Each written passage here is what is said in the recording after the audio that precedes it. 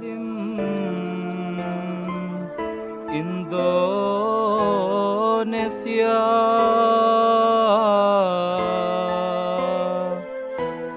jayalah,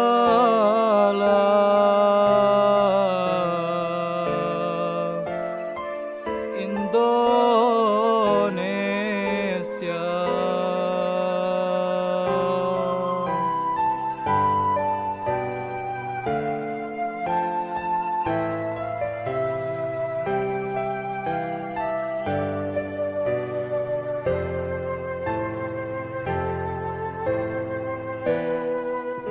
Asyhadu an la ilaha illallah wahdahu la syarikalah wa asyhadu anna Muhammadan abduhu wa rasuluh. Amma ba'du. Qala Allah Ta'ala fil Qur'anil Karim. Bismillahirrahmanirrahim. Alif lam mim.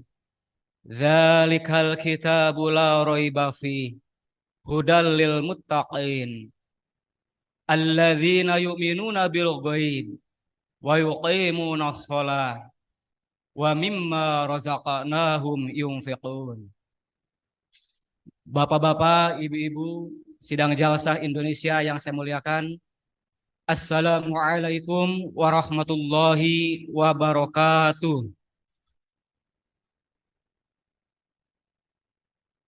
Ceramah atau pidato jalsah yang diberikan kepada saya berkenaan tentang pengorbanan harta, yaitu mendedikasikan kekayaan untuk sesama manusia dan agama. Hadirin yang mulia, berbicara masalah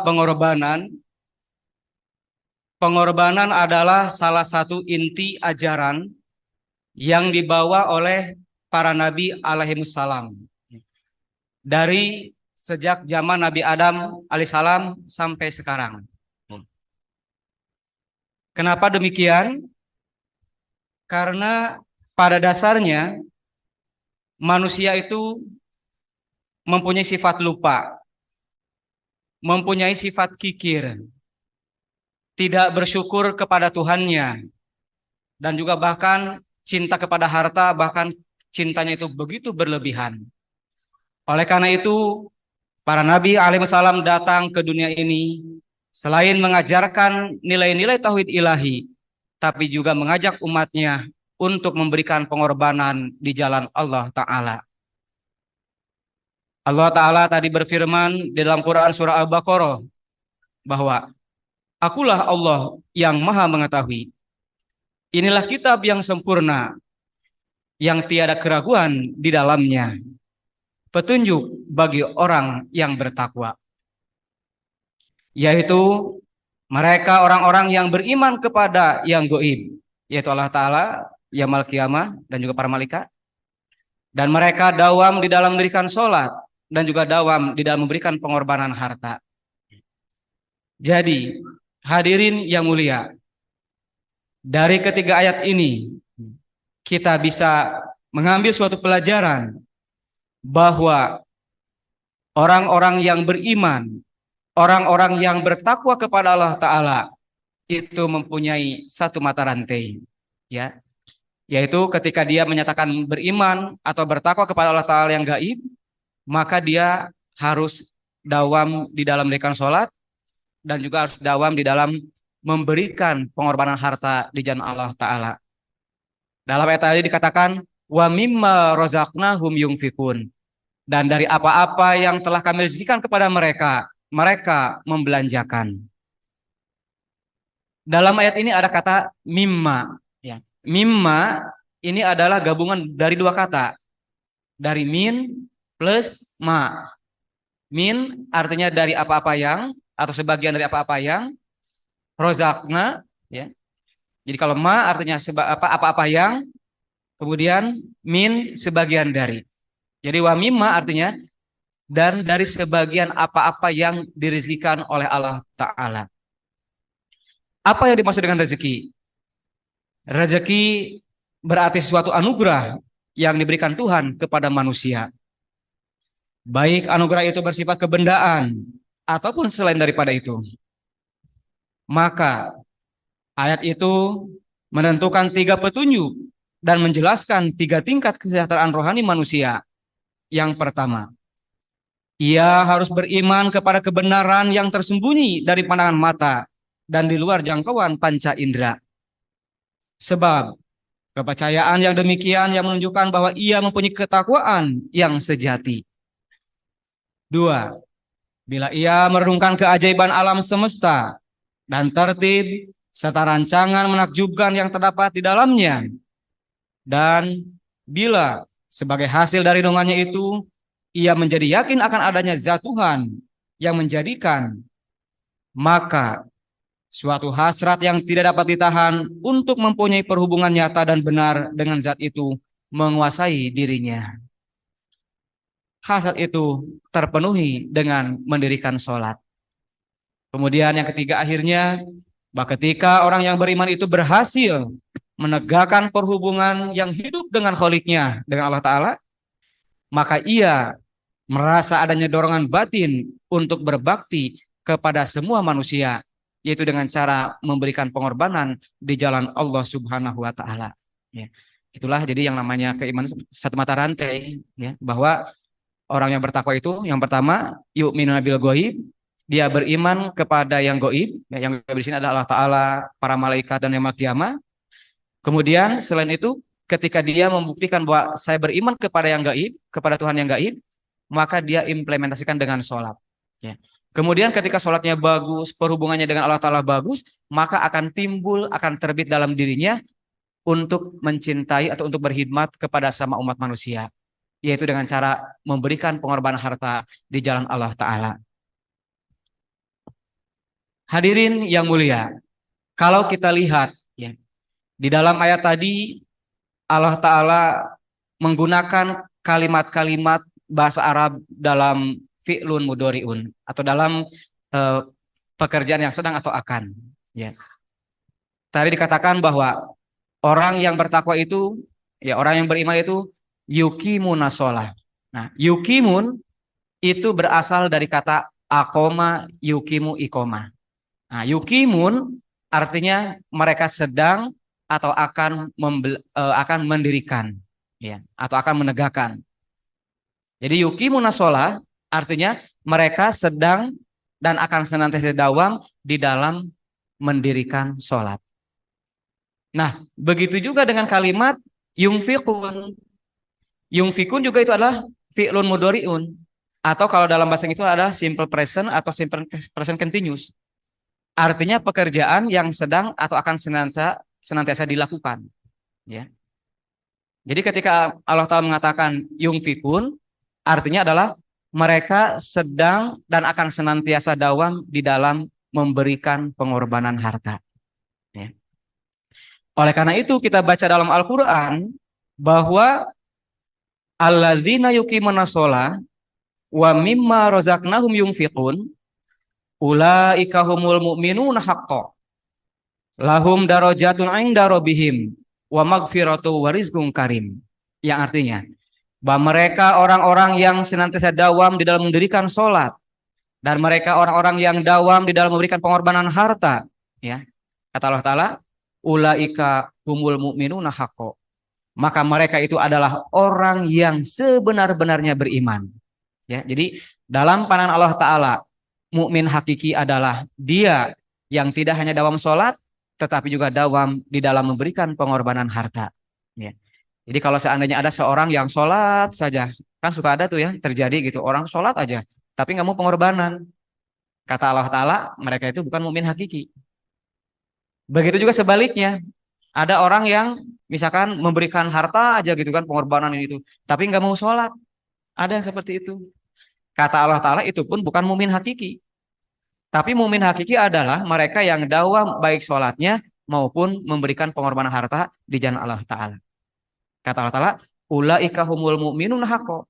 Mereka itu adalah orang yang sebenar-benarnya beriman, mukmin hakiki, mukmin sejati, yang mereka ini akan mendapatkan ganjaran berupa derajat-derajat kemuliaan dan juga ampunan dan juga rizki yang mulia.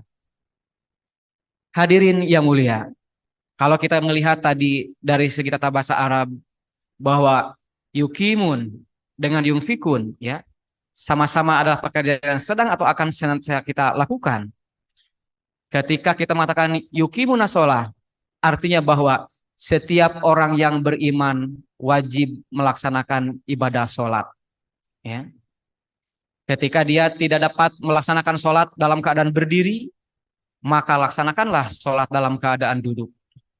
Ketika dia tidak bisa melaksanakan sholat dalam keadaan duduk, maka sholatlah dalam keadaan berbaring. Ya. Kalau tidak, dengan isyarat. Kalau tidak bisa juga, disolatkan. Ya. Artinya dia sudah innalillahi wa inna ilaihi roji'un. Artinya ketika kita orang yang beriman, ya, yang sudah wajib sholat, ya, itu kita harus sholat apapun juga yang terjadi. Nah, begitu juga dengan wa mimma razaqnahum yunfikun. Mau tidak mau harus dilaksanakan, ya. Jadi yang namanya kita canda, pengorbanan, jangan mengatakan nanti kalau saya sudah kaya, kalau saya sudah punya gitu, kalau sudah punya ini itu baru saya akan pengorbanan. Jangan demikian. Kenapa? Karena tadi konsep daripada pengorbanan adalah mimma razaqnahum yunfikun, ya. Jadi setiap orang tidak punya gaji, ya, tidak gaji bulanan misalkan. Tetapi setiap orang dikasih rezeki oleh Allah Ta'ala. Nah, kata Allah Ta'ala pengorbanan itu dari itu mimma razaqnahum, ya. Ya, sebagian dari apa-apa yang kami rezekikan kepada mereka, mereka menginfakkan. Kata Allah Ta'ala demikian, ya. Kemudian hadirin yang mulia, di dalam pengorbanan pun kita harus memahami sifat-sifat tasbihiyah dan tanziyah Allah Ta'ala. Yaitu Allah Ta'ala itu mempunyai dua sifat secara garis besar, ya, yaitu sifat-sifat yang bisa kita tiru dan sifat-sifat yang tidak bisa kita tiru. Contohnya Al-Ahad, ya, Qul huwallahu ahad. Katakanlah dia itu Allah yang esa, yang tunggal. Jadi hanya Allah Ta'ala yang esa sendiri, ya. Tapi kita tidak bisa sendiri. Kita adalah makhluk sosial, ya. Oleh karena itu kita tidak bisa sendiri, ya. Tapi Allah Ta'ala ahad. Nah, kemudian ada juga sifat-sifat lain yang bisa dicontoh oleh manusia, ya. Misalkan Ar-Rahman, Ar-Rahim, Maha Pengasih, Maha Penyayang, kita bisa mencontoh, ya. Nah, kemudian begitu juga dengan Al-Ghani. Sifat Allah Ta'ala itu ada Al-Ghani. Apa artinya Al-Ghani? Al-Ghani itu artinya adalah maha kaya, maha mencukupi. Jadi ketika kita ingin mempunyai sifat Al-Ghani, maka banyak-banyaklah memberikan pengorbanan harta di jalan Allah Ta'ala. Dan tentu kita ingat juga bahwa salah satu sifat daripada Allah Ta'ala adalah ihsan. Apa artinya ihsan? Ihsan itu artinya kebaikan yang lebih. Artinya Allah Ta'ala tidak akan pernah mau kalah sama hambanya. Ketika kita memberikan misalkan 10.000, ya, itu Allah Ta'ala dengan sifat ihsannya tidak akan mau kalah dengan hambanya. Pasti akan memberikan lebih daripada itu, ya. Berkenaan tentang hal ini, Hazrat Khalifatul Masih Al-Khamis Ayyadahullahu Ta'ala bin Nasril Aziz bila bersabda, ingatlah pula bahwa seberapa banyak yang kalian belanjakan dan seberapa banyak harta yang kalian tetapkan dan seberapa banyak penghasilan yang kalian dapat, maka Allah Ta'ala mengetahui semua hal itu. Oleh karena itu, senantiasa bersihkanlah urusan kalian dengannya. Untuk meraih pahala kebajikan dari Allah Ta'ala, berupayalah untuk mengadakan evaluasi atau pemeriksaan diri kalian dengan cara yang benar. Dan pembayaran-pembayaran candah pun lakukanlah dengan benar. Supaya kondisi kerohanian kalian pun menjadi lebih baik dan kalian dapat maju dalam hal kebaikan. Berkenaan tentang pengorbanan, Allah Ta'ala berfirman yang artinya, tamsil orang-orang yang membelanjakan harta mereka di jalan Allah adalah seumpama sebuah biji menumbuhkan 7 bulir. Pada setiap bulir terdapat 100 biji dan Allah melipat gandakan bagi siapa yang Dia kehendaki. Dan Allah Maha Luas, Maha Mengetahui. Nah, di sini juga ada kalimat wallahu yudha'ifu liman yasha. Yudha'ifu juga sama. Itu fi'il mudhari juga. Artinya sedang sedang melipat gandakan dan akan senantiasa melipat gandakan, ya. Kemudian di dalam ayat lain Allah Ta'ala berfirman, Dan tamsil orang-orang yang membelanjakan harta mereka demi mencari keridhaan Allah Ta'ala dan memperteguh jiwa mereka adalah semisal sebidang kebun yang terletak di tempat yang tinggi. Hujan lebat menimpanya dan ia menghasilkan buahnya 2 kali lipat. Dan jika hujan tidak menimpanya, maka gerimis pun memadai. Dan Allah Maha melihat terhadap apa yang kamu kerjakan. Hadirin sidang jalsah yang mulia, ayat ini sangat indah sekali. Menafsirkan, ya, memisilkan atau menjadikan perumpamaan bahwa orang-orang yang beriman, orang-orang yang berkorban di jalan Allah Ta'ala itu diibaratkan seperti sebidang kebun yang berdiri, yang berada di atas ketinggian. Dikatakan birobuah, ya. Rabuah itu artinya tempat yang tinggi, daratan yang tinggi. Kita lihat, ya, kebun-kebun yang berada di dataran yang tinggi itu meskipun tidak ada hujan lebat, hanya dengan gerimis atau dengan embun atau dengan salju itu sangat memadai, ya. Oleh karena itu, ketika kita memberikan pengorbanan harta, maka insya Allah Ta'ala kerohanian kita tidak akan kering. Seperti hanya kebun tadi yang berada di puncak ketinggian. Hadirin yang mulia, selanjutnya Hazrat Masih Maud bersabda, beliau sangat menekankan mengenai hal ini, yakni mengenai pengorbanan. Tetapi kita tidak bisa melakukan pengorbanan ini selama kita tidak bisa meniadakan segala sembahan lahiriah, yakni berhala, harta, anak, istri, kedudukan, dan lain-lain. Seperti yang disampaikan oleh beliau bersabda, tauhid merupakan nur yang terbit dalam hati setelah manusia meniadakan segala sembahan lahiriah dan juga sembahan batiniah. Nur itu menembus darah-darah wujud manusia. Nur tersebut hanya dapat diraih dengan hasrat, dengan nusrat, dan karunia dari Allah Ta'ala.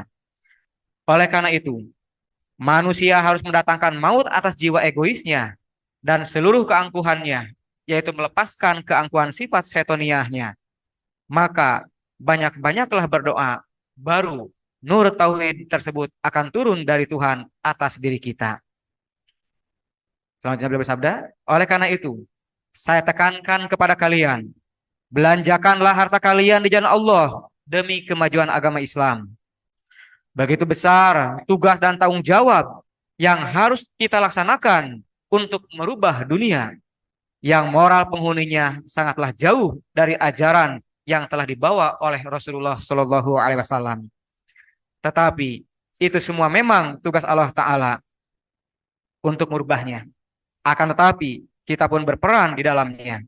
Sebab tugas yang begitu berat bila tanpa bantuan nusrat dan inayahnya tidak mungkin dapat kita lakukan. Hadirin yang mulia, kemudian alasan mengapa kita harus mendedikasikan kekayaan kita untuk sesama manusia dan agama. Hal ini tadi sesuai dengan apa yang saya sampaikan di awal, ya. Dan kemudian Hazrat Mirza Basiruddin Mahmud Ahmad, beliau menjelaskan berkenaan tentang ayat yang tadi saya bacakan, bahwa infak itu adalah mengorbankan sebagian rezeki yang telah dikaruniakan Allah Ta'ala, yang bagiannya ditetapkan dan bukan seluruhnya. Ayat-ayat lain menegaskan bahwa infak total seluruh rezeki yang diberikan kepada orang-orang fakir adalah haram. Sebagaimana firman-Nya yang artinya, dan janganlah kamu jadikan tanganmu terbelenggu pada lehermu. Maksudnya terlalu kikir, terlalu bahir, tidak memberikan pengorbanan harta. Dan sebaiknya pula, janganlah kamu terlalu mengulurkannya secara boros, agar kamu tidak menjadi tercela dan menyesal. Yakni, tiap-tiap orang mukmin lagi mutaki harus menafkahkan apa yang diperolehnya dari Allah Ta'ala, baik pikiran, tenaga, dan pengetahuan, maupun serta kekayaan, guna melayani khalayak luas.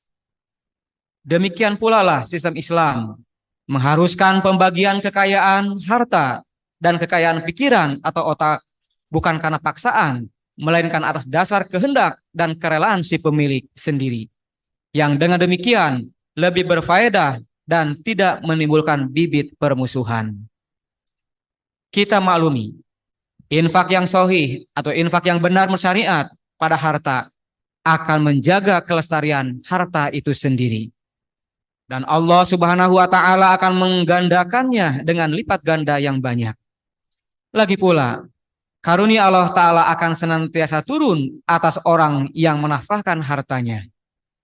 Secara rohaniah, karena sunnah-sunnah ilahiyah yang dapat kita amati bahwasannya dia Allah taala akan menolong untuk bertambah dan berkembangnya harta orang yang menafkahkannya.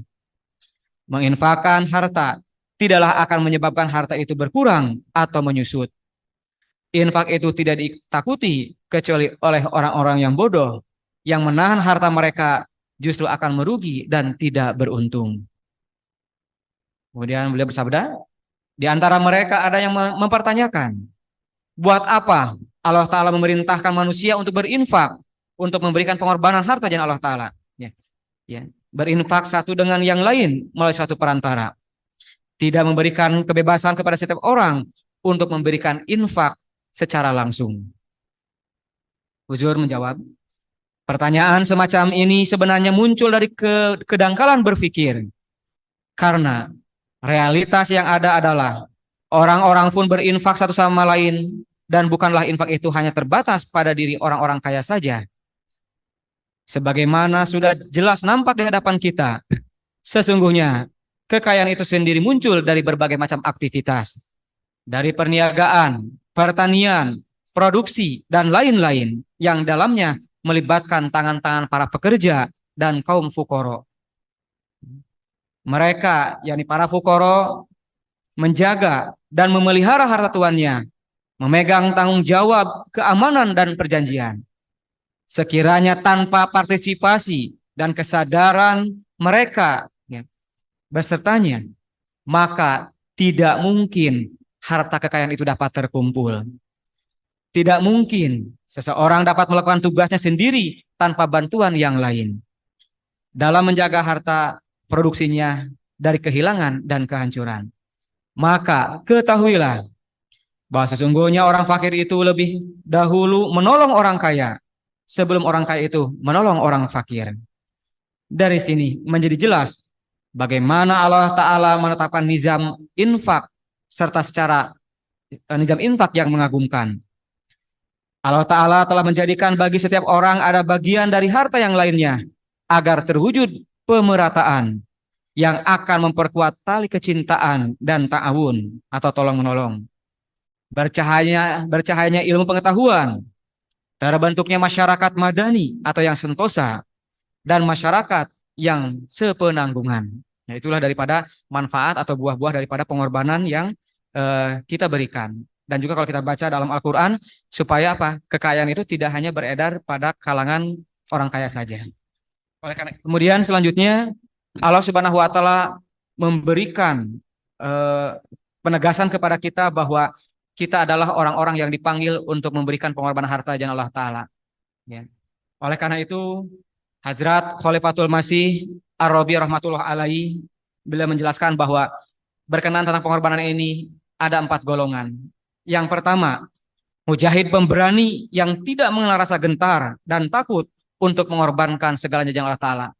Itu golongan pertama. Ini mudah-mudahan kita tergolong yang pertama ini.